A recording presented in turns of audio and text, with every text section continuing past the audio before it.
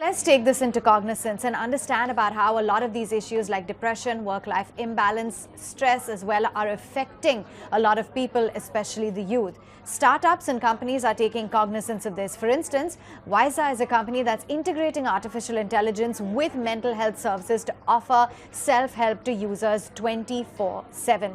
Joining in right now on the show is Ramakant Vempati, who is the founder and president at Wysa, thank you so much for taking time out and joining in. And I understand that, when the company actually launched in the year 2016, the co-founder received a message from a young 13-year-old girl who said, "You're helping me to hold on to myself, and I thank you for that." And I believe that was really the turning point. Tell us a little bit more about how it works and what it is that the company does.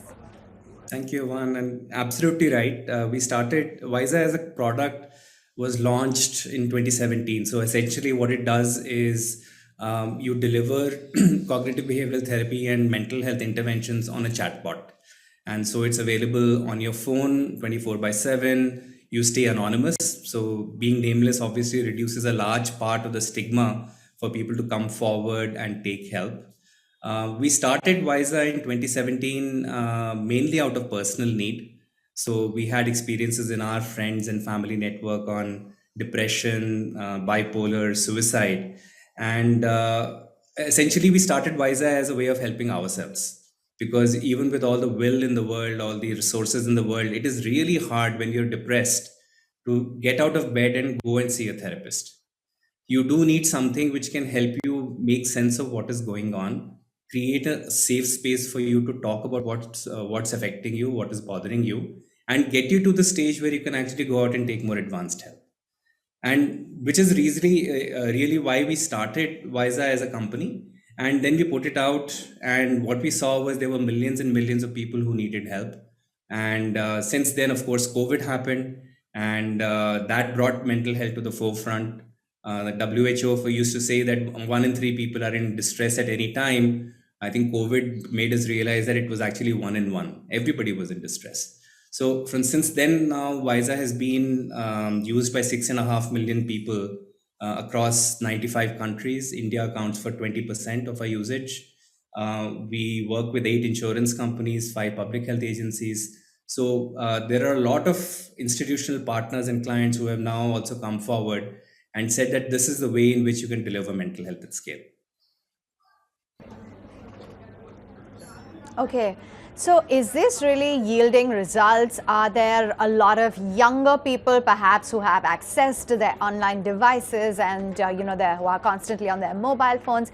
Are they really leveraging technologies such as this in order to take the necessary steps to address their mental health?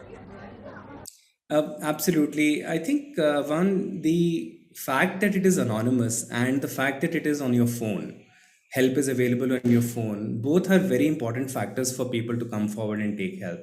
Roughly, I'd say 1/3 of our usage base is under 18. About half of our user base is under 25. So there is a large part of large part of our user base is young people. But at the same time, there are also working age adults and older people who are also using the service.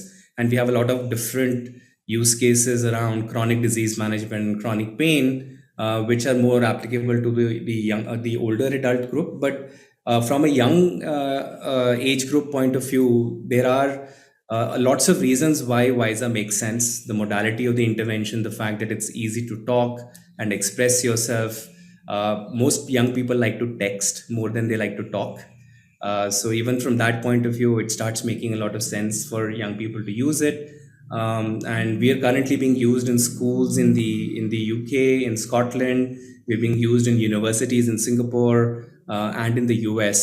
So it's a very wide set of implementations which we are doing across the world. And young people form a very, very large part of that. All right. So a little bit more about how the platform really has scaled. Has there been a WhatsApp version for the Indian users? Have you managed different languages such as Hindi, etc.? And do you plan to include a lot more regional languages as well to address the Indian market? Yes, very much. And thanks for asking that. We do have a version in WhatsApp, which we are piloting right now. And in fact, we launched a sleep module. We were part of WhatsApp's first health incubator, where they wanted to trial and launch and test new services specifically around health in on WhatsApp. We are developing a new version of Wysa in Hindi, which will probably be the first in the world, AI based solution in mental health in Hindi. And with that, we obviously want to go and address you. You spoke about that 13-year-old girl who wrote into us and said, "This has saved her life." In fact, since then, 300 people have written in. Some people have even called us saying that you have or Wisa has saved my life. It's been there when nobody else was. And we want to extend that same service to say, why a 13-year-old girl in the US or somebody who can speak English? We want to extend the same kind of support to a 13-year-old girl in Aligarh or Raebareli who speaks Hindi, who has a phone but cannot get out and probably can't see a therapist. That's the person we want to reach. So, a little bit more on, given that you're so closely integrated in this space, as to how the pandemic really changed the situation, the overall work from home, the fact that a lot of jobs perhaps may have been lost, the fact that there was so much less human interaction. Have employers, according to you, actually taken cognizance of the mental health of their employees, and how much more do you believe needs to be done? So, Avan, COVID had definitely gave a huge impetus to the way people speak about mental health and the way they think about it. We started receiving a lot of inbound interest from employers, from insurance companies, saying that they wanted to create mental health solutions which can scale and which are something which people would actually use. And since then, from a commercial point of view, our business has taken off. And one of the big things which we have also realized is that the conversation around mental health has changed. People start thinking about this as the downside of not having mental health is huge. This is not just a nice to have around wellness and you put it out there and hope that somebody uses. For instance, there's research which says that the chances of a motor vehicle accident are 4 times higher if the driver is depressed. Now, imagine the impact of doing something like this when you're running a fleet management company or a car rental company. So, these are real business problems which mental health directly affects. And I think that is the realization which people are now having and which is translating into a lot of very, very interesting conversations we're having with companies across the world. Okay, and so how exactly would it work? Is there some helpline services? Is it directly therapists that you guys are providing? And how do you plan to scale, grow further? What's the game plan? Because there has been funding that has been received. So tell us a little bit more about the fundraise plans. Yeah. So the way the product works, it's the first, think of it as in terms of 3 layers of service. The first layer is completely automated. So it is a clinically robust, evidence-based chatbot, which is delivering interventions, very evidence-based interventions like CBT, cognitive behavioral therapy. And the person is talking to a chubby little penguin, which is sitting on your phone, and it's essentially journaling. You're expressing your thoughts. It's like a diary where you're talking about what is bothering you, what is worrying you, and Wisa is responding back.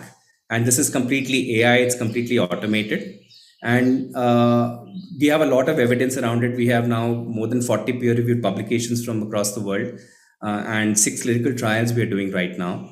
The second layer of the service is then escalated into a human support network. So coaches, therapists, who provide text and audio visual based support.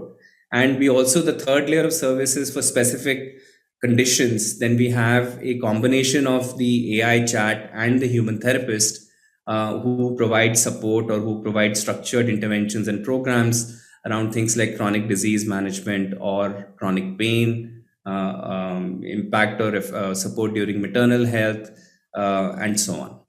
So it's a 3-layered service with the AI chat completely automated at the first layer, human therapists and coaches as the second layer, and clinical programs as the third layer. We have raised a total of around 25 million so far.